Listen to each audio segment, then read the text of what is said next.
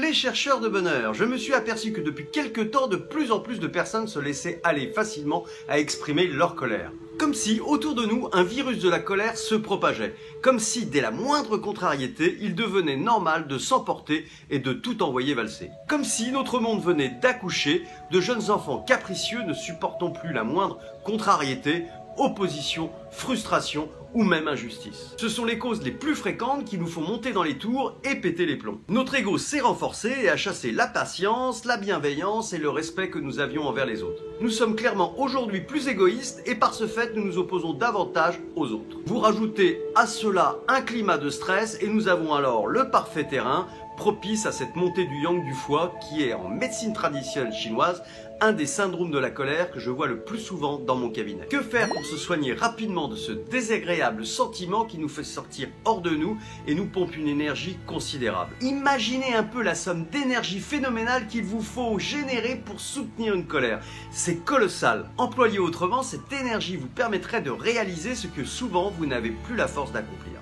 Premièrement, prenez conscience du fait que la colère ne libère pas mais vous empoisonne. Observez-vous après une grosse colère. Vous êtes abattu, fatigué, déconcentré avec en prime un sentiment de culpabilité car vous êtes souvent allé trop loin. De plus, si vous réfléchissez, vous verrez que rien ne justifie l'expression violente de la colère, rien ne justifie d'être hors de vous et de commettre l'irréparable. La colère, c'est de la violence que vous infligez aux autres, mais aussi à vous-même, car vous subissez cette violence physiquement lorsque vous vous laissez aller à ces vents internes. Pour certaines personnes, cela devient même une manière de vivre, un symptôme chronique, un trait de personnalité qui certes les détruit et qui à court terme leur sert à dominer les autres, les soumettre, susciter une forme de crainte qui leur donne du pouvoir. Ces accros à la colère ne s'arrêtent que lorsqu'ils commettent l'irréparable ou lorsqu'ils souffrent trop de l'isolement que cette violence suscite. Pour faire simple, lorsqu'ils ont blessé, tué ou que leurs proches ont tourné les talons vers la sortie. Ne banalisez pas et ne minimisez pas la colère, elle est extrêmement dangereuse. Pour ma part, ma colère s'est arrêtée lorsque j'ai pris conscience que j'avais le pouvoir de changer le monde et non de le subir,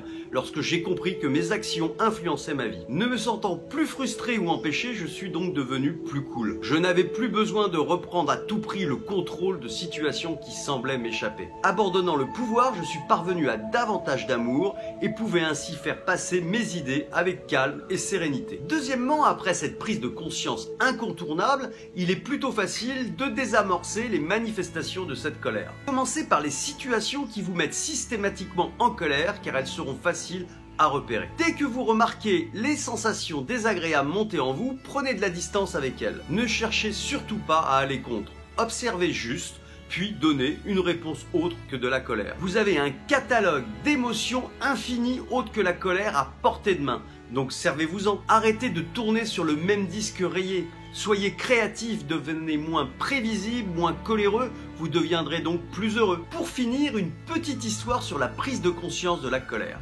Un samouraï très fougueux va rencontrer un maître qui lui a été conseillé et lui demande « Qu'est-ce que l'enfer? Qu'est-ce que le paradis ?» Le maître le regarde et lui répond « C'est une question idiote qui ne peut être pensée et posée que par un sombre abruti, sans honneur et sans talent. » Le samouraï, furieux et en colère, fait jaillir la lame de son katana hors de son étui et la brandit au-dessus de la tête du maître, qui lui dit « À cet instant précis se trouve l'enfer. » Le samouraï s'arrête net et rengaine son sabre dans son fourreau. Et le maître de nouveau lui parle et lui dit « Ici et maintenant se trouve le paradis. » Bonsoir chez vous les chercheurs de bonheur, et pour ceux ou celles qui veulent recevoir toutes mes nouveautés et surprises, inscrivez-vous à mon blog christophe-lorette.fr.